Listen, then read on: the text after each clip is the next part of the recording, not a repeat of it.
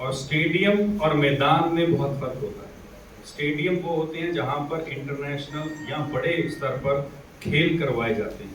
मैदान वो होते हैं जहाँ पर खिलाड़ियों को बनाया जाता है और आगे बढ़ाया जाता है। तो हमने 1100 नर्सरी अप्रूवल की हैं, जिसमें से 850 के लगभग नर्सरियाँ दे चुके हैं। हिसार जिले में 40 नर्सरियाँ हैं। आप देख लीजिए कि 850 नर्सरियाँ पूरे हरियाणा के बन चुकी हैं। और अभी रिसेंटली खेलो इंडिया हरियाणा में होस्ट हुआ है। हरियाणा ने सबसे ज़्यादा मेडल जीतकर हरियाणा में अव्वल आया है। उसके बाद अभी नेशनल गेम्स हुई, उसमें 38 गोल्ड, 38 सिल्वर और 40 ब्रॉन्ज मेडल जीते हैं हरियाणा ने। और हरियाणा के कई ऐसे खिलाड़ी जो सर्विसेज में जॉब करते हैं, उन्होंने मेडल जीते। और जो सर्विसेज गोल्ड मेडल लेकर आया ओवरऑल, उसमें 70% से ज़्यादा मेडल हरियाणा के खिलाड़ियों के। ये देख सकते हैं कि खिलाड़ी कितना अच्छा काम कर रहे हैं हरियाणा के लिए। हमारे यहाँ आउटस्टैंडिंग स्पोर्ट्स पर्सन पॉलिसी के तहत जितने भी खिलाड़ी हैं, वो खेलने के बाद, जीतने के बाद, कोई ऐसे नहीं है कि एक साल में एक ही बार उनको अपॉइंटमेंट लेटर मिले। जब वो खेल के आते हैं, जीत के आते हैं, वो अपनी ऑनलाइन अपना मेडल और उनके सर्टिफिकेट जमा कराकर उसकी अपॉइंटमेंट लेटर हम उनको जारी करते हैं, जिससे कि वो नौकरी पा सकें। और अभी रिसेंटली ओलंपिक गेम्स और कॉमनवेल्थ गेम्स में जब मेडलिस्ट आए, तो जब उनको कैश अवार्ड दिए गए, तो उस दौरान उस फंक्शन में उनको नौकरी के लेटर भी दिए गए। तो ये पहली बार ऐसा हो रहा है। और एक नई चीज़ हमने शुरुआत की है हमारे देश में। जैसे अर्जुन अवार्ड, खेल रत्न अवार्ड है, वैसे ही हरियाणा के अंदर स्पोर्ट्स में सबसे बड़ा अवार्ड होता है भीम अवार्ड। उस दौरान भी भीम अवार्ड जिन खिलाड़ियों को मिलता है, उनके गेम्स के पॉइंट डालकर उसमें पब्लिश करते हैं कि अगर किसी को कोई आपदा है तो वो अवार्ड के अगेंस्ट कर सकता है, जिससे कि अगर कोई किसी ने मिस या किसी गलत रूप में कोई सर्टिफिकेट दिया है तो उसके ऊपर वो चैलेंज कर सकता है।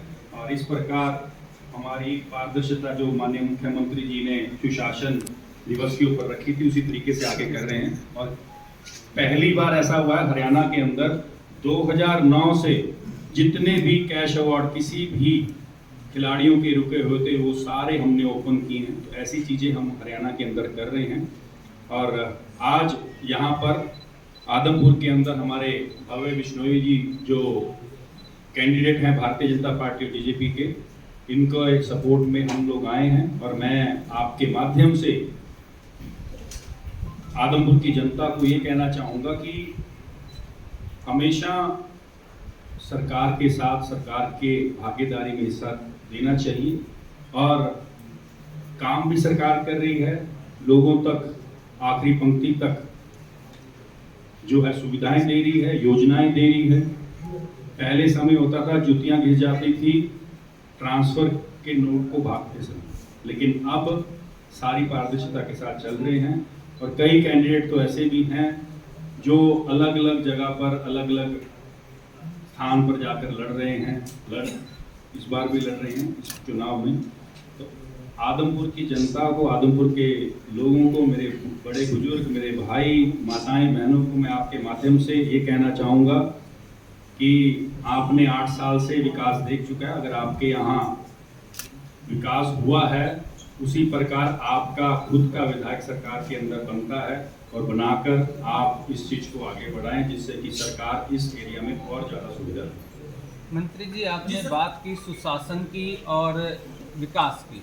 अगर आज आप हल्के में जाएंगे तो हल्के का गांव है कोहली, उसके अंदर खेल स्टेडियम और व्यायामशाला है, जिसमें आज भी 5-5 फुट पानी खड़ा है। तो क्या सुशासन के द्वारा ये नहीं देखा गया? सर मेरा क्वेश्चन पर 2018 में आपने खेल स्टेडियम और उसकी बात की है, मैंने अभी एक बहुत बड़ी बात की है ऐप की। और पहले स्टेडियम जो बने हुए थे, मैं ये कह सकता हूँ कि सिर्फ वोट लेने के चक्कर में जो बनते थे, हमने उन चीज़ों को मुरम्मत भी कर ली है, मुरम्मत के पैसे भी रखे गए हैं और उसको सुचारू रूप में चलाना भी है। ये सिर्फ इसी कारण से मैं कह रहा हूँ क्योंकि यहाँ पर पहले इसी प्रकार चलता रहा था कि स्टेडियम बना दो, खिलाड़ी हैं, खिलाड़ी आते रहते हैं, खिलाड़ी बनते रहते हैं, लेकिन उनको पता नहीं किस गाँव में किस गेम को खेला जाता है और किस गांव में किस खेल के खिलाड़ी होते हैं। सर 2018 में मुख्यमंत्री द्वारा ही इसका उद्घाटन किया गया है। एक एक करके प्लीज, एक एक करके। सड़क निर्माण समान रूप से हुआ है। अगर आप आदमपुर आदमपुर में अभी आप जाओगे प्रचार के लिए तो बड़े बड़े गड्ढे आपका स्वागत करेंगे वहाँ पर। देखिए ऐसा है, हर जगह पर आप पूरे हरियाणा में घूम लीजिए, अभी पीछे बारिश के मौसम में कई जगह पर हुआ है, और जो नंबर्स मैं आपको दे रहा हूँ सड़कों के, वो नंबर्स के हिसाब से आपको पूरी डिटेल दी जाएगी किस किस सड़कों पर काम हुआ है। जो पेंडिंग भी है वो भी काम होंगे, क्योंकि अभी हर हलके में तकरीबन 25 करोड़ के आसपास हर हलके में माननीय मुख्यमंत्री जी जो पेंडिंग है वो काम भी कर सकते हैं। मैं जो साथी ने सवाल पूछा था उसको ही पूरा कर दिया। बहुत पुराने किसी के साथ में 2018 में बना है, माननीय मुख्यमंत्री जी ने रिमोट से उसका उद्घाटन किया, ग्राउंड लेवल से 5 फीट नीचा है। समझ नहीं आता कि व्यायामशाला बनाई गई थी किस विरोध को, हो सकता है पत्र गलत लग गया।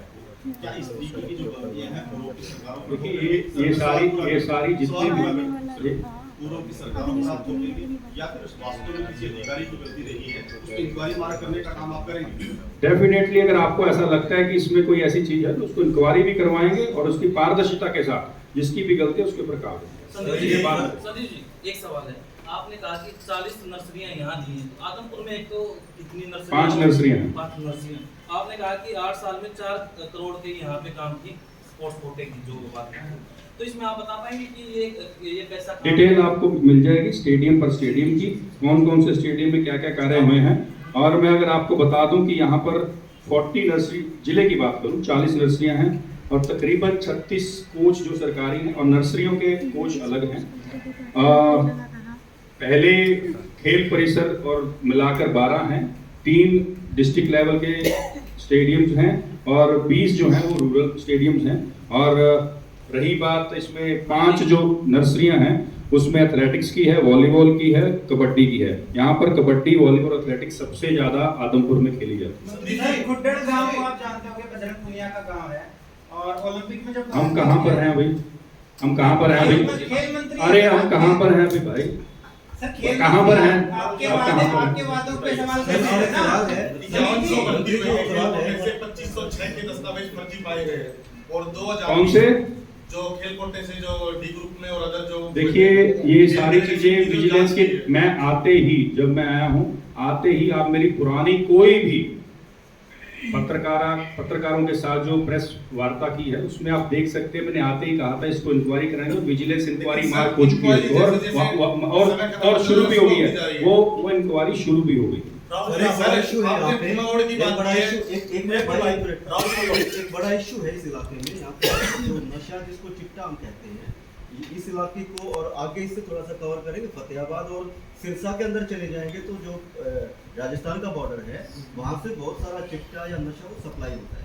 और ये जो इलाका है, जो स्पोर्ट्समैन बच्चे हैं उनके अंदर भी ये चीज़ आ रही है और नशे के तरफ वो लोग जा रहे हैं। आपके डिपार्टमेंट स्पोर्ट्समैन का तो मुझे पता नहीं है, स्पोर्ट्स में ऐसा कुछ आ रहा है नहीं। जो बच्चे पढ़ते हैं, जो बच्चे शाम को खेलते हैं, वो चिट्टा भी करते हैं, तो आप उसको ये नहीं कह सकते स्पोर्ट्समैन वो नहीं है। जो स्टेडियम में जाता है शाम को खेलता है वो स्पोर्ट्समैन ही हम उसको मान सकते हैं। क्या आपके डिपार्टमेंट की ओर से ऐसे कोई ठोस कदम उठाए गए हैं कि ड्रग्स की जो है एंट्री स्पोर्ट्स के अंदर ना हो? देखिए एक वाडा होता है, एक नाडा होता है। अगर आपको जानकारी नहीं तो दोनों के बारे में बताता हूँ। वाडा होता है वर्ल्ड एंटी डोपिंग एजेंसी, नाडा है नेशनल एंटी डोपिंग एजेंसी। और नाडा के तहत मैं सारी जो पीछे हमारी खेलो इंडिया के दौरान भी, उससे पहले भी हमारे केंद्रीय मंत्री अनुराग ठाकुर जी के साथ भी इस चर्चा में हुई थी कि हमारे हरियाणा में रेगुलर इस चीज़ की टेस्टिंग होनी चाहिए और उसकी हो भी रही है। रिसेंटली एक रोहतक के अंदर, इवन भिवानी के अंदर, सिरसा के अंदर, पंचकुला के अंदर, सोनीपत के अंदर, कई ऐसे जिलों के अंदर, मैं सिर्फ नाम बता रहा हूँ, ऐसे कई जिलों के अंदर वो क्या करते हैं, वो रैंडमली आते हैं और खिलाड़ियों की टेस्टिंग करते हैं।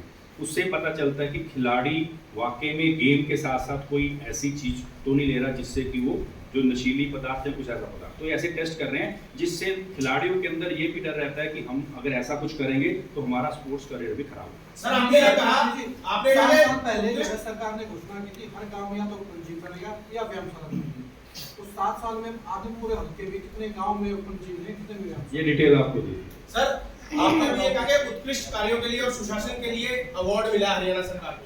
जब पिछली बार ये अवार्ड मिले थे वो 24 थी उनकी संख्या हरियाणा को मिलने वाली, आप ही की सरकार थी, और अब इस बार केवल 2 देखिए ही हमेशा मिले, इम्प्रूवमेंट की तरफ जाना केवल 2 चाहिए। ही मिले इस बार।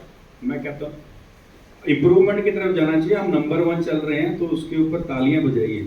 नहीं, Thank you so 24 much. के Thanks for all.